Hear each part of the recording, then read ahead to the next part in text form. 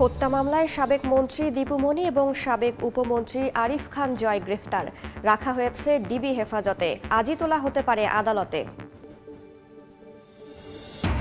মিরপুরের শিক্ষার্থী আলভি হত্যায় আন্তর্জাতিক অপরাধ ট্রাইব্যুনালে মামলা। শেখ হাসিনা, ইনু মেনন সহ আসামি ২৮ জন। আওয়ামী লীগ নিষিদ্ধ ও নিবন্ধন বাতিল চেয়ে রিট। ৪১ মন্ত্রী এমপির বিরুদ্ধে দুদকের অনুসন্ধান শুরু। শেখ হাসিনার আত্মসাৎ করা $৫০০ কোটি ফেরাতে ইইউর সহযোগিতা চায় বিএনপি। ষড়যন্ত্র মোকাবিলার ঘোষণা মির্জা ফখরুলের।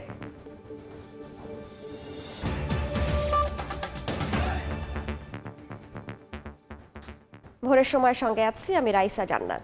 সাবেক সমাজ কল্যাণ মন্ত্রী দীপু মনিকে গ্রেফতার করেছে আইন শৃঙ্খলা রক্ষা বাহিনী। সোমবার সন্ধ্যায় রাজধানীর বাড়িধারা এলাকা থেকে গ্রেফতারের পর মিন্টো রোডের ডিবি কার্যালয়ে নেওয়া হয়েছে তাকে। রাজধানীর মোহাম্মদপুরে একটি হত্যা মামলায় তাকে গ্রেফতার দেখানো হয়েছে। চাঁদপুর ৩ আসন থেকে টানা ৩বার সংসদ সদস্য হিসেবে দায়িত্ব পালন করেছেন দীপু মনি। ২০০৯ থেকে ২০১৩ সাল পর্যন্ত পররাষ্ট্রমন্ত্রী ছিলেন তিনি। এরপর শিক্ষামন্ত্রী ও সমাজ কল্যাণ মন্ত্রীর দায়িত্ব পান দীপু মনি। এদিকে হত্যা মামলায় সাবেক ক্রীড়া উপমন্ত্রী আরিফ খান জয়কে সোমবার রাতে রাজধানীর ধানমন্ডি থেকে গ্রেফতার করা হয়েছে। তাদেরকে রাখা হয়েছে ডিবি হেফাজতে। আজই তোলা হতে পারে আদালতে।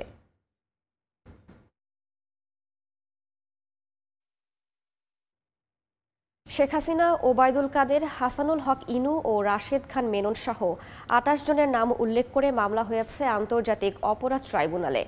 রাজধানীর মিরপুরে শিক্ষার্থী আলভি হত্যার এ মামলায় আসামি আওয়ামী লীগ ও অঙ্গ সংগঠনও। এদিকে দল হিসেবে আওয়ামী লীগ নিষিদ্ধ ও নিবন্ধন বাতিল চেয়ে রিট হয়েছে উচ্চ আদালতে। ৪ আগস্ট গুলিবিদ্ধ হয়ে মারা যান মিরপুরের দেশ পলিটেকনিক কলেজের ৯ম শ্রেণীর শিক্ষার্থী শাহরিয়ার হাসান আলভি। এ ঘটনায় সোমবার শেখ হাসিনা সহ ২৭ জনের বিরুদ্ধে মামলা হয়েছে আন্তর্জাতিক অপরাধ ট্রাইব্যুনালে। অজ্ঞাতনামা আসামি করা হয়েছে আরও ৫০০ জনকে। এই মামলায় শেখ হাসিনা সহ আসামির তালিকায় রয়েছেন ওবায়দুল কাদের, রাশেদ খান মেনন, হাসানুল হক ইনু, আনোয়ার হোসেন মঞ্জু। এছাড়া সাবেক স্বরাষ্ট্রমন্ত্রী আসাদুজ্জামান খান কামাল, সাবেক আইনমন্ত্রী আনিসুল হক, সালমান এফ রহমান, সাবেক পররাষ্ট্রমন্ত্রী হাসান মাহমুদও রয়েছেন আসামির তালিকায়। এছাড়া দল হিসেবে আওয়ামী লীগের বিচার চাওয়া হয়েছে মামলায়। এদিকে ছাত্র জনতার ওপর নির্বিচারে হত্যার দায়ে দল হিসেবে বাংলাদেশ আওয়ামী লীগকে নিষিদ্ধ ঘোষণা এবং নিবন্ধন বাতিল চেয়ে রিট হয়েছে উচ্চ আদালতে। একটি বেসরকারি মানবাধিকার সংগঠন রিটটি করেছেন। রিটে শেখ হাসিনার নামে থাকা সব প্রতিষ্ঠানের নাম পরিবর্তনের নির্দেশনাও চাওয়া হয়েছে। আফজাল হোসেন, সময় সংবাদ, ঢাকা। ছাত্র আন্দোলনে নারায়ণগঞ্জের সিদ্ধিরগঞ্জে মাছ ব্যবসায়ী মিলন হত্যার ঘটনায় সাবেক প্রধানমন্ত্রী শেখ হাসিনা, ওবায়দুল কাদের ও শামীম ওসমান সহ ৬২ জনের নামে একটি হত্যা মামলা করা হয়েছে। অন্যদিকে চট্টগ্রামে শিক্ষার্থী ওয়াসিম নিহত হওয়ার ঘটনায় সাবেক প্রধানমন্ত্রী শেখ হাসিনা সহ ১০৮ জনকে আসামি করে আরেকটি হত্যা মামলা করা হয়েছে। এছাড়া খাগড়াছড়ি ও ঝিনাইদহে জেলা আওয়ামী লীগের নেতাকর্মীদের বিরুদ্ধে মামলা করেছেন ভুক্তভোগীরা।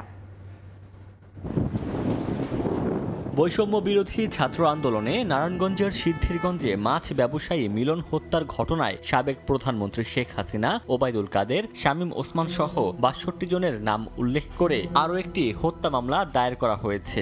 রোববার রাতে নিহত মিলনের স্ত্রী বাদী হয়ে সিদ্ধিরগঞ্জ থানায় হত্যা মামলাটি দায়ের করেন। চট্টগ্রামে সহিংসতায় শিক্ষার্থী ওয়াসিম নিহত হওয়ার ঘটনায় সাবেক প্রধানমন্ত্রী শেখ হাসিনা, সাবেক সেতুমন্ত্রী ওবায়দুল কাদের, সাবেক পররাষ্ট্রমন্ত্রী ডক্টর হাসান মাহমুদ এবং সাবেক শিক্ষামন্ত্রী মহিবুল হাসান নওফেল সহ ১০৮ জনকে আসামি করে হত্যা মামলা করা হয়েছে। নিহত ওয়াসিমের মা জোসনা বেগম বাদী হয়ে নগরীর ৫ লাইশ থানায় এ মামলা করেন। ১৯ জুলাই বৈষম্য বিরোধী আন্দোলন চলাকালে সিলেটে পুলিশের গুলিতে সাংবাদিক এটিএম তোরাব নিহতের ঘটনায় সাবেক স্বরাষ্ট্রমন্ত্রী সহ ১৮ জনের বিরুদ্ধে সিলেটের সিএমএম আদালতে মামলা করা হয়েছে। চিফ মেট্রোপলিটন আদালতে এই মামলা করেন তোরাবের বড় ভাই আবুল আহসান। অন্যদিকে একই আদালতে বৈষম্য বিরোধী আন্দোলন চলাকালে শাহজালাল বিজ্ঞান ও প্রযুক্তি বিশ্ববিদ্যালয়ে শিক্ষার্থী রুদ্র সেন নিহতের ঘটনায় সাবেক স্বরাষ্ট্রমন্ত্রী আসাদুজ্জামান খান কামাল ও সিটি মেয়র আনোয়ারুজ্জামান সহ ৭৬ জনের নাম উল্লেখ করে একটি মামলা করা হয়। মাননীয় আদালত সন্তুষ্ট হয়ে কাগজপত্র পর্যালোচনা করে বিষয়ের গুরুত্ব অনুধাবন করে উক্ত হত্যা মামলার বিচার নিশ্চিতের জন্য এফআইআর করে আদেশ করেছেন। খাগড়াছড়ি জেলা আওয়ামী লীগের সভাপতি ও সাবেক পার্বত্য প্রতিমন্ত্রী কুজেন্দ্রলাল ত্রিপুরা সহ শতাধিক নেতাকর্মীর বিরুদ্ধে সদরের ভুয়াছড়ি এলাকার ইউনিয়ন যুবদল নেতা আব্দুল রহিম বাদী হয়ে একটি মামলা করেছেন। এছাড়া ঝিনাইদহে জেলা বিএনপির কার্যালয়ে ভাঙচুর ও অগ্নিসংযোগের ঘটনায় জেলা আওয়ামী লীগের নেতাকর্মী সহ 468 জনের নাম উল্লেখ করে মামলা হয়েছে। ওমর ফারুক, সময় সংবাদ। তত্ত্বাবধায়ক সরকার ব্যবস্থা বাতিল করে সংবিধানের ৫৫ সংশোধনী কেন অবৈধ নয় জানতে চেয়ে রুল জারি করেছেন উচ্চ আদালত। অ্যাটর্নি জেনারেল বলছেন, এই সংশোধনীর মধ্য দিয়ে গণতন্ত্রহীনতার দিকে যায় বাংলাদেশ। ভোট ডাকাতি করে ক্ষমতায় থাকার পথও সুগম হয়। আর রিটকারী বলছেন, স্বেচ্ছাচারিতা ও জালিয়াতির মাধ্যমে এই সংশোধনী এনেছিল শেখ হাসিনা সরকার। দেশে এখন পর্যন্ত 12টি জাতীয় সংসদ নির্বাচন হয়েছে। 1991 থেকে 2008 পর্যন্ত নির্বাচন হয় তত্ত্বাবধায়ক বা অন্তর্বর্তীকালীন সরকারের অধীনে, যে নির্বাচন দেশে বিদেশে গ্রহণযোগ্যতা মেলে। নবম সংসদ নির্বাচনের পর আওয়ামী লীগ ক্ষমতায় আসলে আদালতের এক রায়ের আলোকে তড়িঘড়ি করে তত্ত্বাবধায়ক সরকারের বিধান বাতিল করে আওয়ামী লীগ। আনা হয় সংবিধানের ৫৫ সংশোধনী। এমনকি এই সংশোধনীর মাধ্যমে সংবিধানের মৌলিক কাঠামোতেও পরিবর্তন আনে তারা। আইনজীবীরা বলছেন, দেশের রাজনৈতিক সংকট, একতরফা নির্বাচন এবং ক্ষমতাসীনদের স্বৈরাচারী হওয়ার পথ সুগম করে এই সংশোধনী। সোমবার ৫৫ সংশোধনী বাতিল চেয়ে রিটের শুনানি হয় উচ্চ আদালতে। শুনানি শেষে সংশোধনীটি কেন অবৈধ হবে না জানতে চেয়ে ৮ সপ্তাহের রুল জারি করেন হাইকোর্ট। ৫৫ সংশোধনীতে অনেকগুলো আইনগত এবং সাংবিধানিক সমস্যা আছে। আমরা যখন রুলের শুনানি করব, এগুলো আমরা আদালতকে বলবো। কাজে আমরা এই জিনিসগুলো যেন কোর্ট দেখেন, সেই জন্য আমরা একটা রুল চেয়েছি এবং কোর্ট আমাদেরকে একটা রুল দিয়েছে। অ্যাটর্নি জেনারেল বলছেন, এই সংশোধনীর মধ্য দিয়ে গণতন্ত্রহীনতার দিকে যায় বাংলাদেশ। ভোট ডাকাতি করে ক্ষমতায় থাকার পথও সুগম হয়। এই সংশোধনের মধ্য দিয়ে গণতন্ত্রহীনতার দিকে বাংলাদেশ এগিয়েছে। এই সংশোধনের মধ্য দিয়েই বাংলাদেশের বিচার ব্যবস্থায় এক ধরনের হস্তক্ষেপের পরিস্থিতি তৈরি হয়েছে সরকারের। রিটকারীদের অন্যতম সুজন সম্পাদক বদিউল আলম মজুমদার বলছেন, স্বেচ্ছাচারিতা ও জালিয়াতির মাধ্যমে এই সংশোধনী এনেছিল শেখ হাসিনা সরকার। গণভোট না করেই ৫৫ সংশোধনী পাশ করা হয়েছে। সম্পূর্ণ জালিয়াতির মাধ্যমে সংবিধান লঙ্ঘন করে বিরাট বিভ্রান্তি সৃষ্টি করে স্বেচ্ছাচারিতার ভিত্তিতে ৫৫ সংশোধনী পাশ করা হয়। হাইকোর্টের অবকাশকালীন ছুটির পর রিটটির চূড়ান্ত নিষ্পত্তি হবে বলে আশা প্রকাশ করছেন আইনজীবীরা। আফজাল হোসেন, সময় সংবাদ, ঢাকা। ছাত্র আন্দোলনের সময় শিক্ষার্থী হত্যার ঘটনা তদন্ত করতে আগামী সপ্তাহে জাতিসংঘের তদন্ত দল ঢাকায় আসবে বলে জানিয়েছেন স্বরাষ্ট্র উপদেষ্টা জাহাঙ্গীর আলম চৌধুরী। সোমবার সকালে সচিবালয়ে জাতিসংঘের আবাসিক প্রতিনিধি গুয়েন লুইসের সঙ্গে সাক্ষাৎ শেষে একথা বলেন তিনি। এই পরিস্থিতিতে আমাদের কি ধরনের সাহায্য এবং সহযোগিতা করতে পারে, ওই ব্যাপারে আমাদের মেইনলি আলাপটা হয়েছে। হয়তো নেক্সট উইকে আসতে পারে। রোহিঙ্গা যে একটা বড় ধরনের আমাদের একটা সমস্যা, এটা নিয়েও ওনারা আলাপ করছিলেন। 1 নম্বর প্রায়োরিটি হলো আইন শৃঙ্খলা। এগ্রিকালচার মিনিস্ট্রি হলো আমি কিভাবে প্রোডাকশন বাড়াইয়া লোকজনের খাওয়াইতে পারি বেশি। রাজধানীর হাসপাতালগুলোতে এখনও দালালের দৌরাত্ম্য রয়ে গেছে, যা দ্রুত নিরসনের দাবি জানিয়েছেন বৈষম্য বিরোধী ছাত্র আন্দোলনের সমন্বয়ক সার্জিস আলম। সোমবার রাতে পঙ্গু হাসপাতালে আহতদের দেখতে গিয়ে একথা বলেন তিনি। সমস্যা সমাধানে অন্তর্বর্তীকালীন সরকারের স্বাস্থ্য উপদেষ্টা প্রয়োজনে শিক্ষার্থীদের সহযোগিতা নিতে পারেন বলেও মত দেন সার্জিস। এছাড়া দলবদ্ধভাবে হাসপাতালে আহতদের দেখতে না যেতেও অনুরোধ করেন তিনি। সমন্বয়ক বা সহ সমন্বয়কের পরিচয় কিংবা স্টুডেন্টের পরিচয় কিংবা বিভিন্ন দলে বিভিন্ন পরিচয় আসলে আসা হচ্ছে হসপিটালগুলোতে, এবং এসে ডক্টরদেরকে চার্জ করা হচ্ছে, যারা সেখানে সেবা দিচ্ছে তাদেরকে চার্জ করা হচ্ছে। আমরা এই বিষয়টিতে আসলে আশাহত। আমাদের এই বৈষম্য বিরোধী ছাত্র আন্দোলনের পক্ষ থেকে স্পষ্ট করে বলতে চাই যে হসপিটালের ভিতরে আপনার এই দলবদ্ধ হয়ে প্রবেশ করা একজন রোগীর জন্য আরও বেশি সংকটপূর্ণ হয়ে উঠতে পারে। আওয়ামী লীগ সরকারের 18 সাবেক মন্ত্রী, প্রতিমন্ত্রী ও 23 এমপি সহ 41 জনের বিরুদ্ধে অনুসন্ধান শুরু করেছে দুদক। একই সঙ্গে ডিবির সাবেক প্রধান হারুনুর রশিদের বিরুদ্ধে অবৈধ সম্পদ অর্জনের অভিযোগ তদন্তে মাঠে নেমেছে সংস্থাটি। শিল্পকলা একাডেমির সাবেক মহাপরিচালক লিয়াকত আলী লাকির দুর্নীতির তথ্য অনুসন্ধানে বিভিন্ন দফতরে চিঠিও দিয়েছে দুদক। ছাত্র জনতার অভ্যুত্থানে ৫ আগস্ট ক্ষমতা ছেড়ে ভারতে পালিয়ে যান সাবেক প্রধানমন্ত্রী শেখ হাসিনা। ১৫ বছরেরও বেশি সময় ধরে চলা আওয়ামী লীগ সরকারের পতনের পর এবার একে একে সামনে আসছে তৎকালীন এমপি মন্ত্রীদের দুর্নীতির অভিযোগ। এরই মধ্যে বেশ কয়েকজন রাঘব বোয়ালের বিরুদ্ধে সুনির্দিষ্ট অভিযোগের ভিত্তিতে দুর্নীতির তদন্ত শুরু করেছে দুদক। তারই ধারাবাহিকতায় এবার সাবেক স্বাস্থ্যমন্ত্রী জাহিদ মালেক, সাবেক পররাষ্ট্রমন্ত্রী হাসান মাহমুদ, জুনায়েদ আহমেদ পলক, দীপুমণি সহ আওয়ামী লীগের সাবেক ১৮ মন্ত্রী, প্রতিমন্ত্রী ও ২৩ সাবেক সংসদ সদস্য সহ মোট ৪১ জনের বিরুদ্ধে অনুসন্ধান শুরু করেছে সংস্থাটি।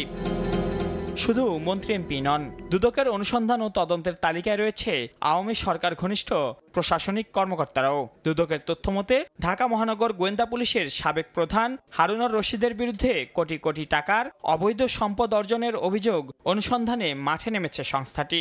সংস্থাটির উপপরিচালক জয়নাল আবেদিনের নেতৃত্বে ৩ সদস্যের একটি কমিটি গঠন করা হয়েছে। বিগত সরকারের সময় প্রভাবশালী এই পুলিশ কর্তার রাজধানীতে ২ ডজন বাড়ি, অর্ধশতাধিক ফ্ল্যাট ও প্লট রয়েছে বলে অভিযোগ রয়েছে। যুক্তরাষ্ট্র, দুবাই ও জেদ্দা সহ বিদেশেও অডেল সম্পদ থাকার অভিযোগও তার বিরুদ্ধে। এদিকে প্রায় ৩ বছর ধরে ঝুলে থাকা শিল্পকলা একাডেমির সাবেক মহাপরিচালক লিয়াকত আলী লাকির বিরুদ্ধে দুদকের অনুসন্ধান গতি পেয়েছে। তার অবৈধ সম্পদের খোঁজে বিভিন্ন দফতরে চিঠি দিয়েছে সংস্থাটি। মাইনুল আহসান, সময় সংবাদ, ঢাকা। ছাত্র জনতার ফিরিয়ে আনা গণতন্ত্র নস্যাৎ করার ষড়যন্ত্র চলছে অভিযোগ করে নেতাকর্মীদের সজাগ থাকার নির্দেশ দিয়েছেন বিএনপি মহাসচিব মির্জা ফখরুল ইসলাম আলমগীর। রূপপুর প্রকল্প থেকে সাবেক প্রধানমন্ত্রী শেখ হাসিনার পাচার করা $500 কোটি দেশে ফিরিয়ে আনতে ইউরোপীয় ইউনিয়নের সহযোগিতাও চেয়েছেন বিএনপি নেতারা। স্বেচ্ছাসেবক দলের ৪৪তম প্রতিষ্ঠাবার্ষিকী উপলক্ষে সোমবার বিএনপির প্রতিষ্ঠাতা জিয়াউর রহমানের সমাধিতে ফুল দিয়ে শ্রদ্ধা জানান বিএনপি মহাসচিব মির্জা ফখরুল ইসলাম আলমগীর। সঙ্গে ছিলেন বিভিন্ন সারির নেতারাও। দলের প্রতিষ্ঠাতার আত্মার মাগফিরাত কামনায় দোয়াও করেন তারা। পরে গণমাধ্যমে কথা বলেন বিএনপি মহাসচিব। বলেন, একটি চক্র ছাত্র জনতার ফিরিয়ে আনা গণতন্ত্রকে নস্যাৎ করার ষড়যন্ত্র করছে, তাই নেতাকর্মীদের সতর্ক থাকার আহ্বানও জানান তিনি। কিছু সংখ্যক ব্যক্তি আজকে ছাত্র জনতার এই বিজয়কে নস্যাৎ করে দেওয়ার জন্য ষড়যন্ত্র করছে, চক্রান্ত করছে। তারা বিভিন্ন অঞ্চলে গোলযোগ সৃষ্টি করে আমাদের দলের নেতাকর্মীদের উপরে অন্যায়ভাবে আরোপ সৃষ্টি করার চেষ্টা করছে।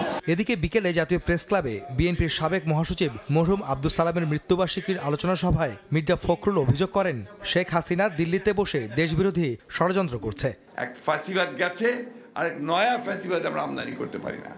আমি এদিকে নয়া ফ্যাসিবাদ বলি এই জন্যে যে ওই আওয়ামী লীগ আজকে দিল্লিতে বসে ষড়যন্ত্র করছে যে বাংলাদেশে এই বিজয়কে ভণ্ডুল করে দিতে। এর আগে গুলশানে বিএনপি চেয়ারপারসনের রাজনৈতিক কার্যালয়ে ইউরোপীয় ইউনিয়নের ভারপ্রাপ্ত রাষ্ট্রদূত বার্নার্ড স্প্যানিয়ের সঙ্গে বৈঠক করেন বিএনপি নেতারা। পরে দলটির স্থায়ী কমিটির সদস্য আমির খসরু মাহমুদ চৌধুরী জানান, রূপপুর পারমাণবিক বিদ্যুৎ প্রকল্প থেকে শেখ হাসিনার আত্মসাৎ করা $500 কোটি দেশে ফিরিয়ে আনতে ইউরোপীয় ইউনিয়নের সহযোগিতা চেয়েছে বিএনপি। এতগুলো টাকা যে বিদেশে পাচার হয়েছে, যে $100 বিলিয়ন উপরে যেটা বিভিন্ন সোর্স থেকে যেটা বলা হচ্ছে, যে এই টাকাগুলো বাংলাদেশে ফেরত আনার ব্যাপারে আলোচনা হয়েছে এবং আমরা সাজেস্ট করেছি এটা আমরা সবাই মিলে একসাথে কাজ করতে হবে। বৈঠকে আগামী সংসদ নির্বাচন সহ দ্বিপাক্ষিক নানা বিষয়ে ফলপ্রসূ আলোচনা হয়েছে বলেও জানান আমির খসরু মাহমুদ চৌধুরী। আহমেদ সালেহিন, সময় সংবাদ, ঢাকা। এক আদালতে মামলা বিচারাধীন থাকার তথ্য গোপন করে সময় টিভি বন্ধ চেয়ে আরেক আদালতে রিট করা হয়। বিষয়টি নজরে আনা হলে বিচারপতি নাইমা হায়দার চৌধুরী বলেন তিনি জানতেন না। এদিকে আদেশের বিরুদ্ধে চেম্বার আদালতে যাওয়ার ঘোষণা দিয়েছেন সময় টিভির এমডি ও সিইওর আইনজীবী ব্যারিস্টার মাহবুব উদ্দিন খোকন। ইলিগাল একটা রেজুলেশন করেছে সিটি গ্রুপ যে তারা এমডি, তারা চেয়ারম্যান, এবং তারা এমডিকে বাইরে করে দিচ্ছে। তো রেজুলেশন করছে, রেজুলেশন চ্যালেঞ্জ করছে। কোম্পানি কোর্টে পেন্ডিং আছে, কোম্পানি কোর্টে অ্যাডমিট হয়েছে এবং সেটা 22 তারিখে হিয়ারিং জন্য ফিক্সড আছে। আবার কিন্তু ওরা কন্টেস্ট করছিল সিটি গ্রুপ, কিন্তু এখানে এসে কোম্পানি কোর্টে এসে আবার সে খবর গোপন করেই বিস্তারিত না বলেই আবার আরেকটা রিট বেঞ্চে গেছে, সেখান থেকে তারা স্টে নিয়েছে। তো আমরা এটা তো যে সাবপ্রেশন অফ ফ্যাক্ট, একই ম্যাটারে দুই কোর্টে যেতে পারে না, দুই কোর্টে যেতে পারেন না, এবং এটা সব কিছু সেটেল হবে কিন্তু কোম্পানি কোর্টে। ওনারা সাপ্রেস করেছেন। তো আমরা এটা এগেনস্টে সিটি গ্রুপের এই রিটের এগেনস্টে, অর্ডারের এগেনস্টে আমার ক্লায়েন্ট অ্যাপ্লিকেশনে যাবে, চেম্বার যাওয়া যাবে। ডেফিনেটলি তথ্য গোপন করে, সেটা তো একই ম্যাটারে অলরেডি কোম্পানি কোর্টে অ্যাডমিট করেছে, গ্রহণ করেছে, অ্যাডমিট হয়েছে কোম্পানি ম্যাটার।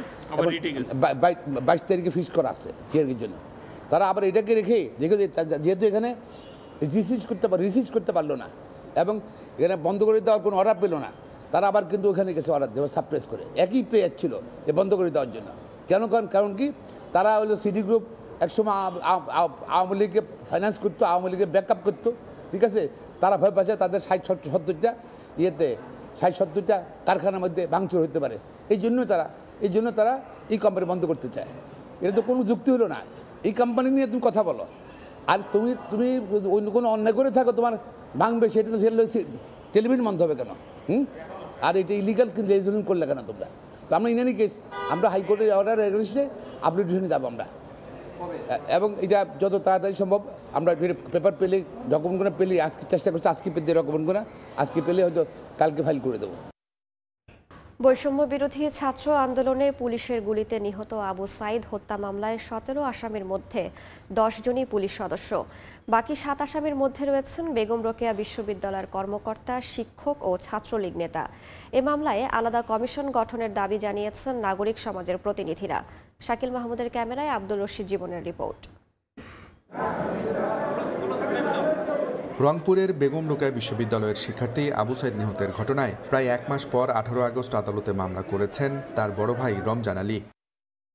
মামলায় আসামি করা হয়েছে পুলিশের সাবেক আইজিপি চৌধুরী আবদুল্লাহ আল মামুন, রংপুরের সাবেক ডিআইজি আব্দুল বাতেন, সাবেক মেট্রোপলিটন পুলিশ কমিশনার মনিরুজ্জামান, বর্তমানে রংপুরে কর্মরত উপ পুলিশ কমিশনার মারুফ হোসেন, সহকারী পুলিশ কমিশনার আরিফুজ্জামান, ইমরান হোসেন, তাজার থানার সাবেক ওসি রবিউল ইসলাম, পুলিশের এএসআই সৈয়দ আমির আলী, সুজন চন্দ্র রায় এবং বেগম রোকেয়া বিশ্ববিদ্যালয় পুলিশ ফাঁড়ির ইনচার্জ বিভূতিভূষণকে। এদের মধ্যে বিভূতিভূষণ পুলিশের পক্ষ থেকে করা আবু সাইদ হত্যা মামলার বাদী ছিলেন।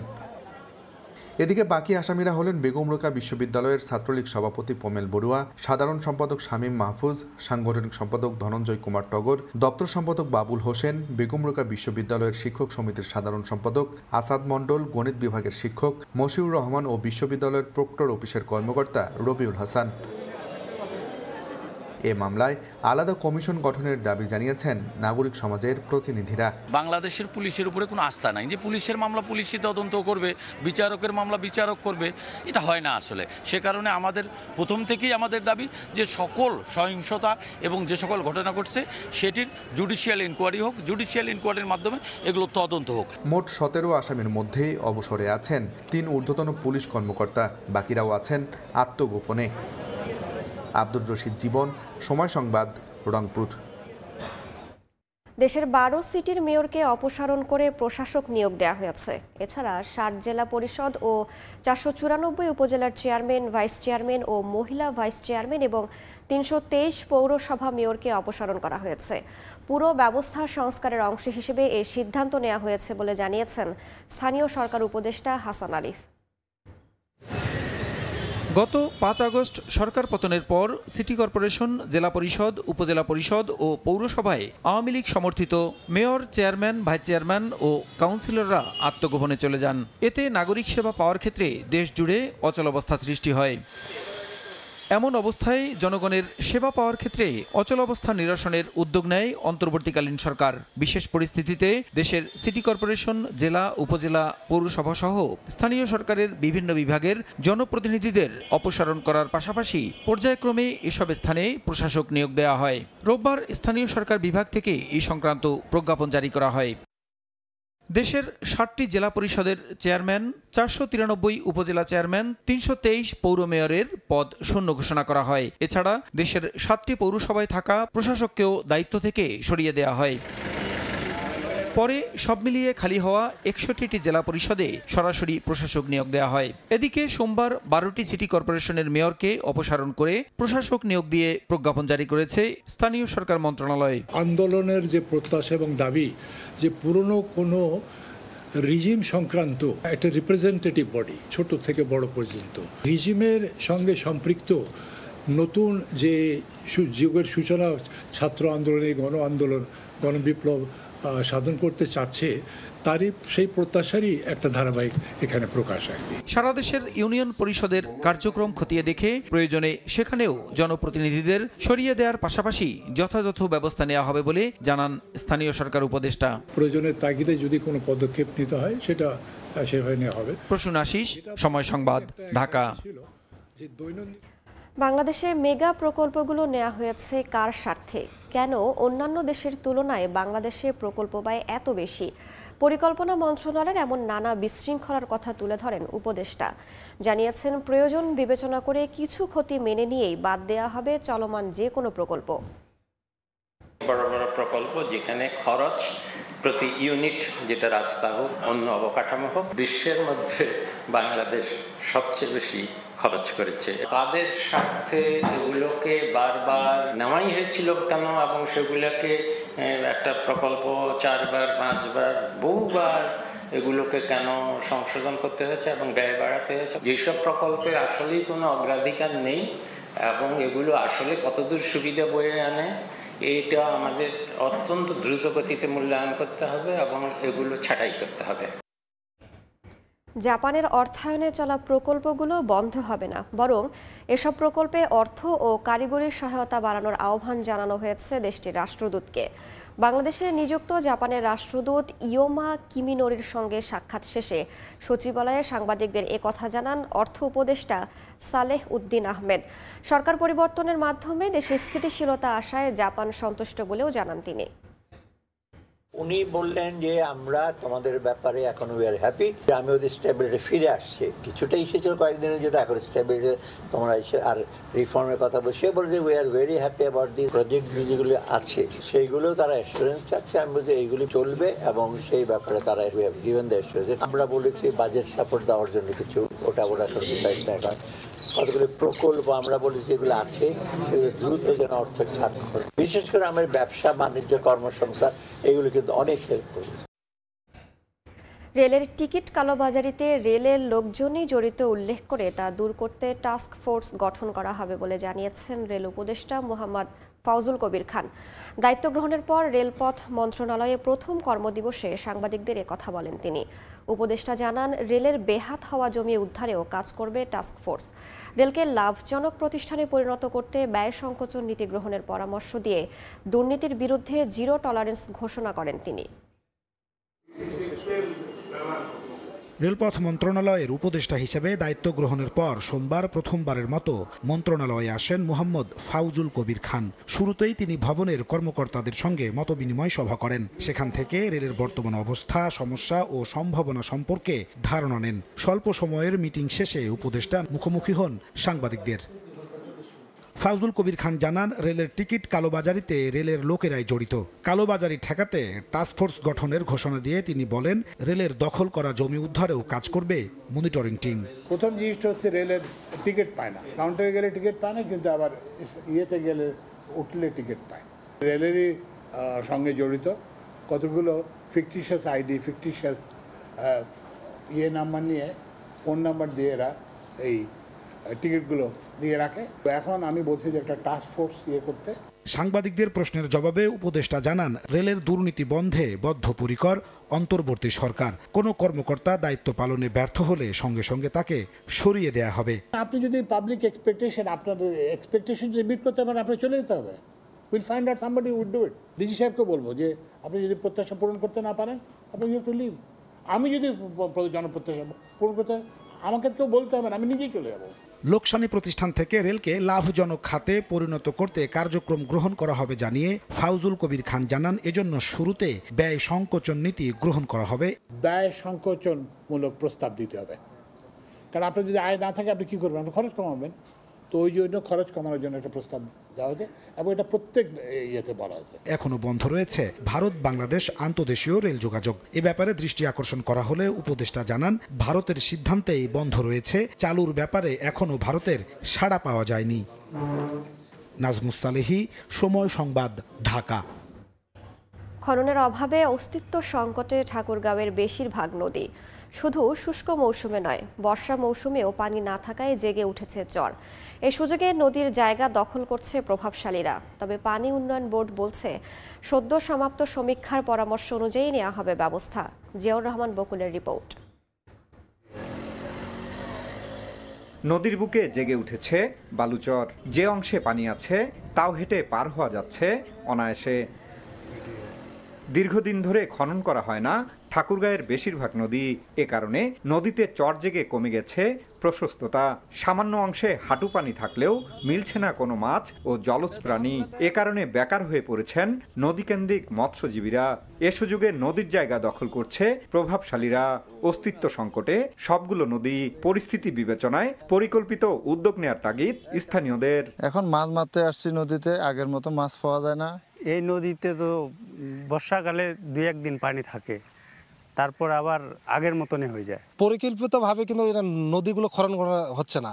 পরিবেশ যদি ঠিক রাখতে চায় তাহলে কিন্তু পরিকল্পিতভাবে নদীগুলো খনন করা উচিত। পানি উন্নয়ন বোর্ড বলছে, নদীগুলো নিয়ে সম্প্রতি একটি সমীক্ষার কাজ শেষ হয়েছে। পরামর্শ অনুযায়ী পরবর্তী ব্যবস্থা নেওয়া হবে। ঠাকুরগাঁ জেলায় যে 14টি নদ নদী আছে, এই নদ নদীগুলোর টেকসই ব্যবস্থাপনার জন্য একটি সমীক্ষা কার্যক্রম চলমান রয়েছে। আমরা আশা করছি আমরা সেই তাদের যে স্টাডির আলোকে আমরা প্রকল্প গ্রহণ করব এবং পরবর্তীতে টেকসই ব্যবস্থাপনার লক্ষ্যে কাজ করে যাব। পানি উন্নয়ন বোর্ডের তথ্য মতে ঠাকুরগাঁয়ের 13টি নদীর দৈর্ঘ্য প্রায় 600 কিলোমিটার। আর তালিকাভুক্ত 446 জনের দখল করা জমির পরিমাণ 6.375 একর। জিয়াউর রহমান বকুল, সময় সংবাদ, ঠাকুরগাঁও। পানি কমতে থাকায় গাইবান্ধার ব্রহ্মপুত্র নদের বিভিন্ন স্থানে শুরু হয়েছে ভাঙন। এর মধ্যে নদে বিলীন হয়েছে অর্ধশত বাড়িঘর। এতে দিশেহারা নদী পাড়ের মানুষ। স্থায়ী ভাঙন রোধে ব্যবস্থা নেয়ার দাবি তাদের। আর পানি উন্নয়ন বোর্ড বলছে, ভাঙন প্রবণ এলাকাগুলো চিহ্নিত করে জরুরি ব্যবস্থা নেওয়া হয়েছে। আতাউল হক সাগরের ছবিতে বিপ্লব ইসলামের রিপোর্ট। পানি কমছে ব্রহ্মপুত্রে, তবে সঙ্গে বেড়েছে ভাঙন। নদীগর্ভে বিলীন হচ্ছে তীরবর্তী জনপদ। বর্ষা মৌসুমের শেষে ভয়ঙ্কর হয়ে উঠেছে ব্রহ্মপুত্র নদ। গাইবান্ধার ফুলছড়ি উপজেলার উত্তর উড়িয়া, মধ্য উড়িয়া, এরেন্ডাবাড়ি ও সাঘাটা উপজেলার হলদিয়া এলাকায় এরই মধ্যে বিলীন হয়েছে অর্ধশত বাড়িঘর। হুমকির মুখে আছে বিদ্যালয়, মসজিদ সহ প্রায় 2 কিলোমিটার অংশের কয়েকশো বাড়িঘর ও ফসলি জমি। এতে দিশেহারা নদীপাড়ের মানুষ। স্থায়ী ভাঙন রোধে ব্যবস্থা নেয়ার দাবি তাদের। এই ঝুঁকির মুখে না হলেও 1000 পরিবার এই ভাঙনির ঝুঁকির মুখে আছে। এই পরিবারগুলো যদি ভাঙি যায়, ওদের কোনো জায়গা নেই, আমাদের কোনো জায়গা নেই। যেটি আসি আশ্রী নিচ্ছি, সেখানেও তো ভাঙি যাওয়া নিচ্ছে। কোথায় আশ্রী নেবো? আমার গরিব গুণে মানুষ, জমা নাই, জমিন নাই। আমরা সবসময় জানাই যে এখানে একটা শক্ত বস্তা হোক বা স্থায়ী কাজ হোক, আমরা খালি শুনে আসতেছি যে কাজ হবে, কিন্তু হতেছে না। যদি ব্লক দিত তাহলে আমাদের জন্য ভালো হতো, তাহলে আর পরবর্তীতে ভাঙতো না। যেমন জিও ব্যাগ দিছে এই পাশে, এটা আবার ভাঙে যাচ্ছে। এখনো যদি কাজ করে তাহলে এই বাড়িঘরগুলো উদ্ধার হবে। পানি উন্নয়ন বোর্ড বলছে, ভাঙন প্রবণ এলাকাগুলো চিহ্নিত করে জরুরি প্রতিরোধ ব্যবস্থা সহ স্থায়ী ব্যবস্থা নিতে প্রকল্প গ্রহণের উদ্যোগ নেওয়া হয়েছে। পানি তো কমার সময় একটু ভাঙন হয়, এখন তো পানি বিপদ সময় 130 সেন্টিমিটার নিচ দিয়ে প্রবাহিত হচ্ছে, পানি কমের দিকে আছে। টুকটাক ভাঙবে, নলেজে আছে, এগুলো আমরা উদ্বোধন কর্তৃপক্ষকে জানাচ্ছি এবং আমরা নিজেরাও ভিজিট করছি সাইট। যেখানে সমস্ত কাজ করা প্রয়োজন, কাজ করা হবে। পানি উন্নয়ন বোর্ডের তথ্য মতে গাইবান্ধায় গত 1 মাসে 10টি পয়েন্টে নদী ভাঙন শুরু হয়েছে। বিপ্লব ইসলাম, সময় সংবাদ, গাইবান্ধা। নানা সংকটে আমদানি কমে গেছে পঞ্চগড়ের বাংলাবান্ধা স্থলবন্দরে। এ কারণে কমেছে রাজস্ব আয়ও। ব্যবসায়ীরা বলছেন, আগের করা এলসিতে পাথর আমদানি হলেও বর্তমানে মিলছে না নতুন এলসি। বন্দর আগের অবস্থায় ফিরিয়ে আনতে ব্যবস্থা নিতে সরকারের কাছে দাবি তাদের। মনিরুল ইসলামের ছবিতে সোহাগ হায়দারের রিপোর্ট। ভুটান থেকে পণ্য আমদানির একমাত্র স্থলপথ পঞ্চগড়ের বাংলাবান্ধা স্থলবন্দর। একসময় এ বন্দরের ইয়ার্ড জুড়ে শ্রমিকদের কর্মব্যস্ততা থাকলেও বর্তমানে নেই সেই চেরোচেনা কর্মযজ্ঞ। আমদানিকারকরা বলছেন গত 1 বছর ধরে ডলারের মূল্য বৃদ্ধি সহ নানা সংকটে ভুটান থেকে পাথর আমদানি কমে গেছে। এতে বিপাকে পড়েছেন ব্যবসায়ী সহ বন্দর সংশ্লিষ্ট শ্রমিকরা। আগের করা এলসিতে পাথর আমদানি হলেও বর্তমানে মিলছে না নতুন এলসি। বন্দরটি আগের অবস্থায় ফিরিয়ে আনতে ব্যবস্থা নিতে সরকারের কাছে দাবি ব্যবসায়ীদের। বন্দরের প্রথম সমস্যা হচ্ছে ডলার সংকট। ডলারের জন্য আমরা পর্যাপ্ত এলসি করতে পারতেছি না। গত বছরের তুলনায় এবছরের লক্ষ্যমাত্রা যা ছিল, গভর্নমেন্টের যে টার্গেট ছিল ট্যাক্স আদায়ের, তার কম হওয়ার মূল কারণ হয়ে দাঁড়াইছে যে বাংলাদেশের ডলার।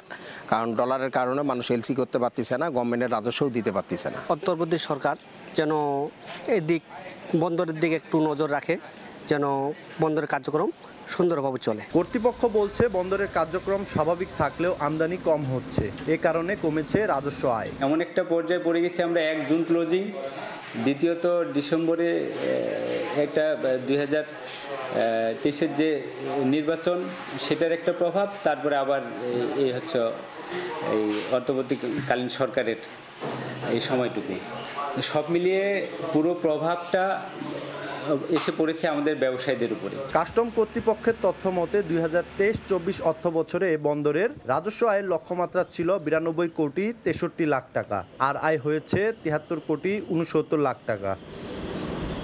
সোহাগ হায়দার, সময় সংবাদ, পঞ্চগড়। প্রায় 12 কিলোমিটার সড়কে 84টি বাঁক। এ কারণে কুড়িগ্রামের উলিপুর চিলমারি সড়কের সঙ্গে রাজারহাট উপজেলার শহর সংযোগ সড়কে প্রায়ই ঘটছে ছোট বড় দুর্ঘটনা। বিকল্প না থাকায় ঝুঁকি নিয়েই চলাচল করছেন বাসিন্দারা। তবে শিগগিরই ব্যবস্থা নেওয়ার কথা জানিয়েছে স্থানীয় প্রশাসন। জামিল মিয়ার ছবিতে বাদশা সৈকতের রিপোর্ট।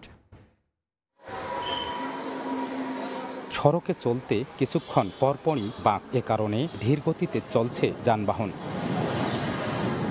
কুড়িগ্রামের উলিপুর চিলমারি সড়কের সঙ্গে রাজারহাট উপজেলার শহর সংযোগ সড়কের দৈর্ঘ্য প্রায় 12 কিলোমিটার। অথচ এ সড়কে রয়েছে মোট 84টি বাঁক। বিকল্প না থাকায় ঝুঁকি নিয়ে চলাচল করছেন বাসিন্দারা। প্রায়ই ঘটছে ছোট বড় দুর্ঘটনা। 20 মিনিটের পথ পাড়ি দিতে গুনতে হচ্ছে দ্বিগুণেরও বেশি সময়। 12 কিলোমিটার রাস্তার মধ্যে 84টা মোড় আছে, বাঁক আছে আর কি। এটা রাতের বেলা তো অত্যন্ত ঝুঁকিপূর্ণ। মোড় থাকার কারণে দেখা যায় রিক্সা বা যে পথচারী অনেক শিশু পারাপার হয়, যে কোনো মুহূর্তে একটা দুর্ঘটনা হতে পারে। দীর্ঘদিন থেকে রাস্তাটা সংস্কারের অভাবে দুরবস্থা চলছে। গাড়ির চালকরা জানান, রাতে এ সড়ক হয়ে ওঠে ভয়ঙ্কর। শিগগিরই বাঁক কমিয়ে আনার দাবি তাদের। আমরা ওগুলো চাই রাস্তার মোড়গুলো কমুক, তাহলে আমারও সুবিধা, জনগণেরও সুবিধা। দীর্ঘদিন থেকে গাড়ি চালাই, অনেক মোড়, রাস্তাটা সোজা করলে ভালো হয়। রাস্তাতে দুরবস্থা এসে বসে থাকাটাই ভালো, তারপরে চলাই দিয়েছি পেটের দায়। সড়কটির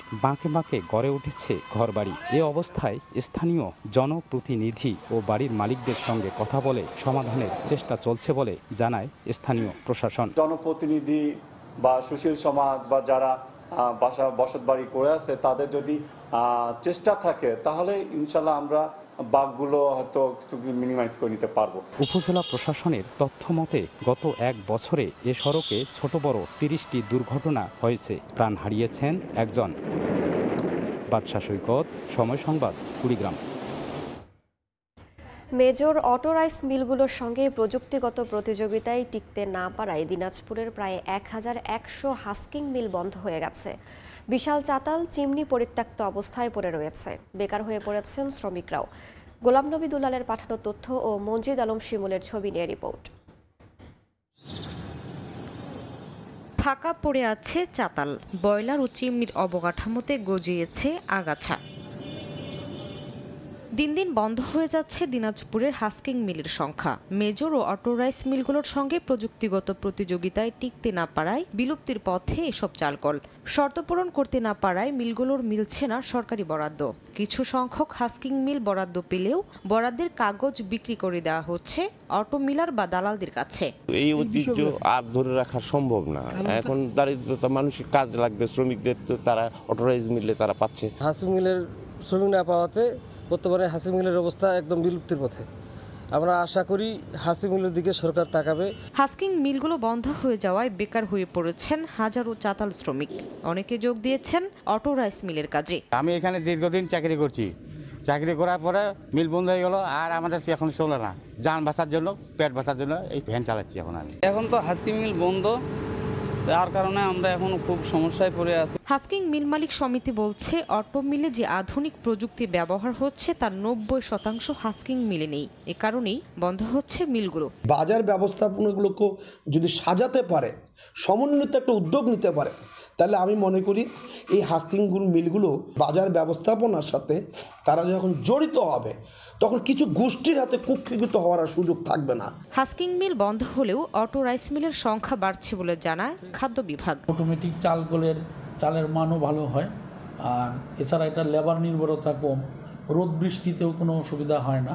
তো এই সুবিধাগুলোর জন্য অটোমেটিক চাল কলের সংখ্যা বাড়ছে। খাদ্য বিভাগের তথ্য মতে দিনাজপুরে 1200 হাস্কিং মিল ও 3 শতাধিক অটো রাইস মিল রয়েছে। সময় সংবাদ, দিনাজপুর। দেশের বাইরের খবর। বৈষম্য বিরোধী ছাত্র আন্দোলনের সময় সংযুক্ত আরব আমিরাতে বিক্ষোভে অংশ নেওয়া 57 প্রবাসী বাংলাদেশিকে আইনি সহায়তা দেওয়া হবে বলে জানিয়েছেন দেশটিতে নিযুক্ত রাষ্ট্রদূত। এসব প্রবাসীদের গ্রেফতার কিংবা তাদের শাস্তির পেছনে কনসুলেটের সম্পৃক্ততা থাকার অভিযোগ উড়িয়ে দিয়েছেন কনসাল জেনারেল। শিবলিয়াল সাদিকের রিপোর্ট। বৈষম্য বিরোধী ছাত্র আন্দোলনের সমর্থনে গেল 19 জুলাই সংযুক্ত আরব আমিরাতে কয়েক হাজার প্রবাসী বাংলাদেশি বিক্ষোভ করেন। এই ঘটনার পর দেশটির আদালত 57 বাংলাদেশিকে বিভিন্ন মেয়াদে সাজা প্রদান করেন। গ্রেপ্তার হওয়া এসব প্রবাসীকে আইনি সহায়তা দিতে বাংলাদেশের পররাষ্ট্র মন্ত্রণালয় থেকে আমিরাতে যোগাযোগ করা হয়েছে বলে জানিয়েছেন দেশটিতে নিযুক্ত রাষ্ট্রদূত আবু জাফর। আমাদের পররাষ্ট্র উপদেষ্টা যিনি আছেন প্রেস কনফারেন্সে বলেছেন যে দুই দেশের উচ্চ পর্যায়ে কথা বলার পদক্ষেপ নেওয়া হয়েছে, আমরা সেগুলো নিয়ে কাজ করছি। এদিকে 57 প্রবাসী গ্রেপ্তারের পেছনে দুবাইয়ে নিযুক্ত কনসাল জেনারেলের ইন্ধন রয়েছে এই মর্মে বক্তব্য দেন কয়েকজন আইনজীবী। তবে এইসব বক্তব্যকে ভিত্তিহীন বলে উল্লেখ করেছেন consul general BM Jamal Hossain.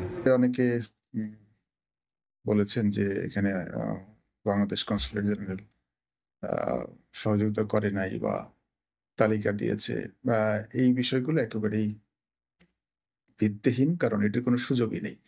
কারণ হচ্ছে এখানে তালিকা দেওয়ার কোনো সুযোগই নেই, কারণ তারা কাদেরকে অ্যারেস্ট করেছে এটা শুধু তারাই জানে, এটা তো আমাদের পক্ষে জানার সুযোগই নেই।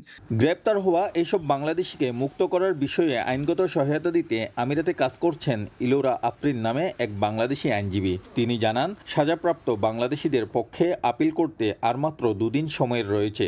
সরকারের কাছ থেকে আমার আবদার থাকবে যে যথাযথ কর্তৃপক্ষ যেন অবশ্যই এখানে ফরেন মিনিস্ট্রি হোক, আমাদের মাননীয় অ্যাডভাইজার, ওনারা যদি এখানে ডিপ্লোম্যাটিক কানেকশনটা ইউজ করে যদি এটার একটা নেগোসিয়েশন আসতে পারে, আমার মনে হয় অনেক ইজি হবে সবার জন্য। এবং যারা এতদিন ধরে আজ প্রায় 1 মাস ধরে জেলে কাস্টাডিতে, এরা জানে না কোথায় কি করবে, কিভাবে করবে। তো সবকিছু মিলে আমার মনে হয় যে হাই টাইম যে এই জায়গা থেকে সরকারি ইন্টারভেনশনটা দরকার। বাংলাদেশের সঙ্গে সংযুক্ত আরব আমিরাতের বন্ধুত্বপূর্ণ সম্পর্ক দীর্ঘদিনের। দেশটিতে বসবাসরত প্রবাসীরা বলেছেন দণ্ডপ্রাপ্তদের বিষয়টি নিয়ে আইনি লড়াই না করে কূটনীতিকভাবে সমাধানের চেষ্টা চালানো উচিত। শিবলাল সাদিক, সময় সংবাদ, সংযুক্ত আরব আমিরাত। খেলার খবর। বিসিবি চাইলে পদত্যাগে প্রস্তুত হেড কোচ চান্ডিকা হাথুরু সিংহে, তবে বোর্ড চাইলে খুশি মনে চুক্তি অনুযায়ী কাজ করে যেতে চান তিনি। রাওয়ালপিন্ডি টেস্টে দারুণ সুযোগ দেখছেন টাইগার পেসারদের। চোখের অস্বস্তি কাটিয়ে সাকিব আল হাসান প্রথম টেস্টের জন্য পুরোপুরি ফিট বলেও জানান হাথুরু। গভীর সমবেদনা জানিয়েছেন সাম্প্রতিক সময়ে আন্দোলনে শহীদদের পরিবারের প্রতি। ক্রিকেটের দেশে তাকে নিয়ে কত আলোচনা সমালোচনা করা হেডমাস্টার সিনিয়রদের ছুঁড়ে ফেলার নেপথ্যের অনুঘটক, ব্যর্থতার পরেও পছন্দের ক্রিকেটারদের বারবার সুযোগ দেয়া, অন্য কারো মতামতকে গুরুত্ব না দেয়া। Tiger head coach Chandika Hathurusingha যেন বাংলার ক্রিকেটে শেষ কথা। দেশ জুড়ে পরিবর্তনের ঢেউ আছড়ে পড়েছে বিসিবিতেও। আত্মগোপনে অধিকাংশ পরিচালক। কানাঘুষা চলছে নতুন বোর্ড গঠন করা হলে বিদায় করে দেয়া হতে পারে চান্ডিকাকে। পাকিস্তানের বিপক্ষে প্রথম টেস্টের আগে হওয়া 9 মিনিটের প্রেস কনফারেন্সে ক্রিকেটের চাইতেও বেশি সময় হাথুরুকে উত্তর দিতে হয়েছে সাম্প্রতিক সময়ের নানা বিষয়। চ্যাম্পিয়ন্স ট্রফি পর্যন্ত চুক্তি থাকলেও তাকে রাখা না রাখার সিদ্ধান্ত ছেড়ে দিয়েছেন বিসিবির ওপর। I have no idea what's happening back home. My future is I have signed a contract till whatever the date, and then I'm looking forward to serve that term. But if the board change and the new people wants to make a change, I'm okay with that. If they wanted me to continue, if they're happy with me, I'm happy to continue as well. কথা বলেছেন সরকার পতন আন্দোলনের শহীদদের নিয়েও। তাদের আত্মত্যাগকে বলছেন অন্যদের জন্য অনুপ্রেরণা, এমনকি ক্রিকেটারদের জন্য। My thoughts and prayers with the families that lost loved ones. It was really hard. I hope that student question will answer. It's an unprecedented event. We all know that sports has a real power to unite people. It will definitely help Pakistani and Bangladesh cricket loving public. প্রথম test venue Rawalpindi বলে সিম আক্রমণ নিয়ে হচ্ছে তুমুল আলোচনা। তবে সেক্ষেত্রে পাকিস্তানের চাইতে বাংলাদেশকে খুব একটা পিছিয়ে রাখলেন না হাথু। ফুলফিট সাকিব দলকে দিচ্ছেন বাড়তি আত্মবিশ্বাস। The Pindi pitch, this one looks like more favorable for fast bowling and probably batting as well. We have developed a lot of good fast bowlers in our rank as well. He's actually batting well. He's looked fitter. As I don't know, many people know he has done some eye testing as well. And then he is saying that has helped him to focus on what the problem that he had. বুধবার 2 match সিরিজের প্রথম test, যেখানে ইতিবাচক ফলের জন্য batting ইউনিটের দিকে তাকিয়ে চান্ডিকা হাথুরু সিংহে। মাহবুব রিমন, সময় সংবাদ। এ পর্যায়ে শীর্ষ সংবাদগুলো জানিয়ে দিচ্ছি আরও একবার। হত্যা মামলায় সাবেক মন্ত্রী দীপু মনি এবং সাবেক উপমন্ত্রী আরিফ খান জয় গ্রেফতার, রাখা হয়েছে ডিবি হেফাজতে। আজই তোলা হতে পারে আদালতে। মিরপুরের শিক্ষার্থী আলভি হত্যায় আন্তর্জাতিক অপরাধ ট্রাইব্যুনালে মামলা। শেখ হাসিনা, ইনু মেনুন সহ আসামি 28 জন। আওয়ামী লীগ নিষিদ্ধ ও নিবন্ধন বাতিল চেয়ে রিট।